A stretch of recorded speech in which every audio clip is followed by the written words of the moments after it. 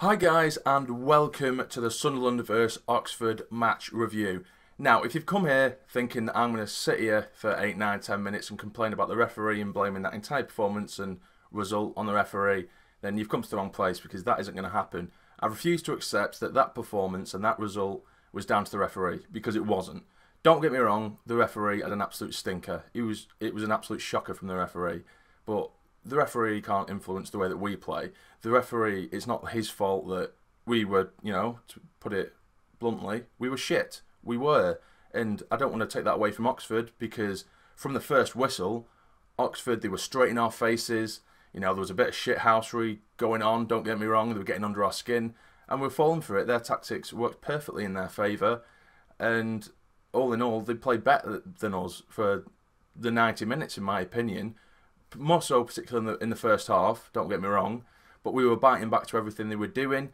Obviously, Max Power did get sent off, which we'll get onto in a minute, but the referee, he was blowing his whistle at everything, mainly in the favour of Oxford, don't get me wrong, but even so, he was breaking up the flow of play constantly, and if anything, that only benefited us, because if I believe that if the play was flowing more, we could have been 3 or 4 goals down by half time, because we were that poor. We were shocking. If anything, it was saving us that the referee was blowing up every 2 seconds, to be fair.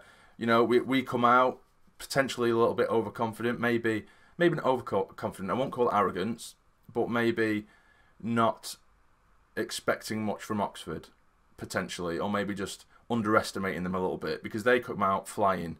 They come out straight in our faces. We didn't have that. And we're not used to that at the stage of my life. We haven't seen that at the stage of my life this season. We've seen teams like Scunthorpe, for example. We're going to get it one or two ways, particularly at the stage of my life this season. We're going to either get teams that are going to be right in our faces, which is going to get under our skin, and it worked for Oxford, or we're going to get teams that are going to sit back, allow us to play, which is what we seem to enjoy, and maybe teams are going to try and absorb the pressure, maybe hit us on the counter, which isn't going to work for a lot of teams, because we can score goals. But we are going to get teams like Oxford who are going to get in our faces, where they're not going to allow us to play the nice, pretty football that we have been used to playing, and we need a plan B to sort of counter that. And we didn't seem to have that at all. So Oxford deservedly got the lead. They got a free kick on the edge of the box, which was, I can't blame McLaughlin. It's if you can only cover one side of the goal. If the strike hits the opposite side of the goal and hits it well enough, regardless of whether it's at a nice height for the keeper to save or not, it's going to be a difficult save to make. He did manage to get a hand to it, and it did go in, so we're 1-0 down. And it was more of the same, Oxford were a lot better than us. We didn't look like anything like we've seen in recent weeks. We were just hoofing balls away. We weren't really getting a passing game together, couldn't really string some passes away, and it weren't really working. And, I think a lot of fans, we need to come off cloud 9 a little bit.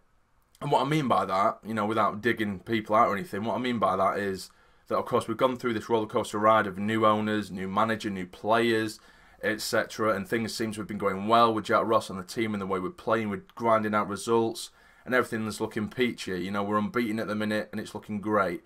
So then I think when things do go wrong, or a performance isn't quite perfect, I think a lot of fans try and shift the blame onto someone else that isn't our players, that isn't our manager, and it's a very easy option to blame the ref. But in reality, what we need to do is be realistic and be honest about what we see. We need to take the bad with the good, and yesterday was bad. It was a really, really poor performance. And in the 19th, 20th minute, Max Power did get himself sent off. At first, when I first saw it on the stream, I was watching it on the stream, I did think it was a red. Originally, I did. I looked at it and I thought it was a red. He's not gone for the ball. He has no intention of going for the ball whatsoever. They were on the counter-attack. Oxford, don't get me wrong, it wasn't, he weren't the last man or anything like that. He was just inside our half, and he's hacked him down. And at first I thought, it could go either way. I wouldn't blame the referee if he give a red card. And in the flow of play, then maybe you can, give the ref a little bit of leeway. But looking back at it, it probably is a yellow, it probably is a caution, but I can almost understand why the ref would give it. You can argue all you want with that, but, it weren't dangerous. Studs weren't shown. It was just a deliberate trip when they were on the break. And I think the ref was probably thinking, I haven't refereed in front of this kind of crowd before. I need to put my stamp down. I'm not going to let anyone get away with anything. And I think he did go a little bit overboard in the sense that he was blowing up for everything. He was dishing out yellow cards left, right and centre. And to be fair, Oviedo maybe should have had himself a couple of bookings. Maguire the same. Maguire was, he was a red card waiting to happen. He was a ticking time bomb. He was getting frustrated. He was getting agitated. He was getting pissed off with what was going on. He couldn't get the ball down and play his game. He didn't like what was going on. So, he got rightly rightly so. He was subbed off at half-time, Maguire. And Wyke come on and made his debut. And I really liked the look of Wyke. I did like that. I didn't realise how massive he was. He looked like an absolute tank when he come on. And he did all right. I think once he gets a bit more sharp and he gets his match fitness back on track, I think he'll be a massive, massive asset to us. He did look dangerous. It was just give us a different outlet. If we are going to have to resort to a plan B of who fit football, then he's definitely the kind of player you're going to want up there because he's huge. He's a big lad and he'll win things in the air. He'll make things difficult for teams to deal with when we are hoofing balls up top. He might be able to bring the ball down and shield off players until we can get our plays upfield and maybe counter if we are going to hoof it and stuff like that, because Madge's never going to do that. He'll get pushed around and bullied. Madge's someone who needs a bit of time on the ball and then he can run at players. But in the second half we did look a lot better in that sense. We didn't really play the football we used to still, but the counter-attacking side, as soon as we managed to get the ball off Oxford, we were direct and going for it and we looked a lot more dangerous.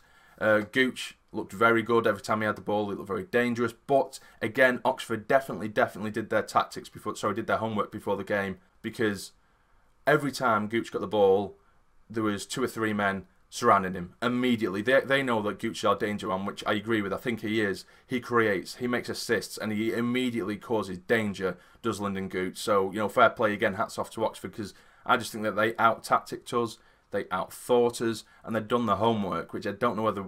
I'm not going to say that Jack Ross didn't do his homework, but I just think that they played to their plan a hell of a lot better than we did. We just needed a plan B, and we didn't seem to have that.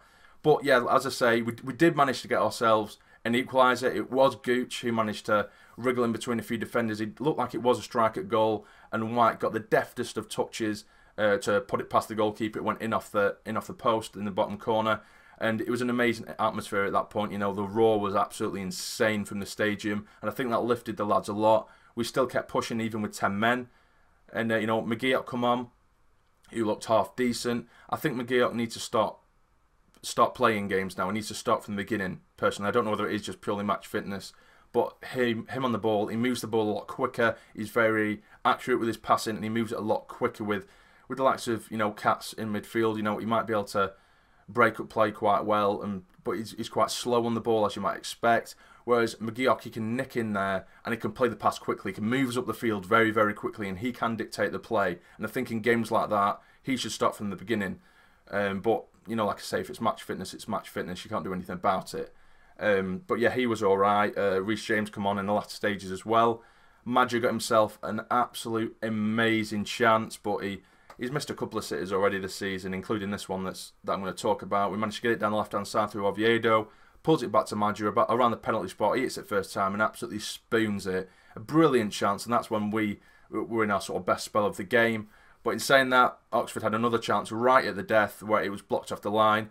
But we did manage to hold on for a 1-1 draw, and I think that's a positive that we can take from it, that when we're not playing very well, we can manage to grind a goal out or grind a result out. So at the end of the day, I think if I watch the first half performance, I'd snap your hand off for a 1-1 draw, because we were poor. We were poor, and it was the first time where I thought, we really deserve to lose here. And it's the first really, really poor performance I've seen us play this season.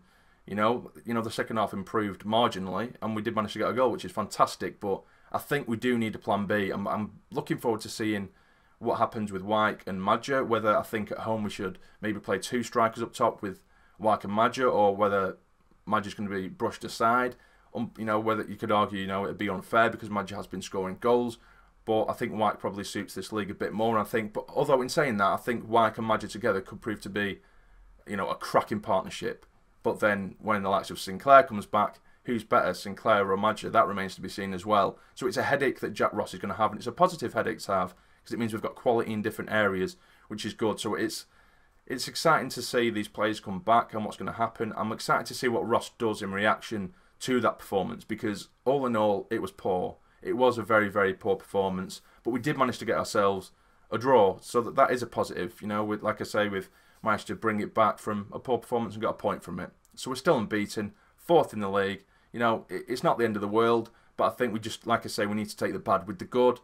So yeah, that's it, guys. I know it hasn't exactly been the most uplifting one, but I think it is a reality check. It's a big reality check, and you know, I'm very happy for Wyke as well. He did manage to get the goal. I think that'll do him the world of good as well, particularly if his match fitness isn't 100%. Like I say, he'll probably think to himself now, yeah, I can kick on from here. But yeah, for my man of the match today, you know, the best of sort of a bad bunch, I should say, really, is without a doubt Baldwin. Jack Baldwin was absolutely incredible. You know, he was putting the challenge in. His timing of his challenges are incredible. You know, there's a difference between, you know, going in hard, trying to hurt someone, and going in hard and actually winning the ball. And he was doing that time and time again against Oxford. He was winning everything in the air. He was just an absolute boss. You know, and I saw a lot of comments from Peterborough fans when we did originally sign him, saying, you know, they're happy to see the back of him because he was error prone and stuff like that. He hasn't put a foot wrong since he's been here.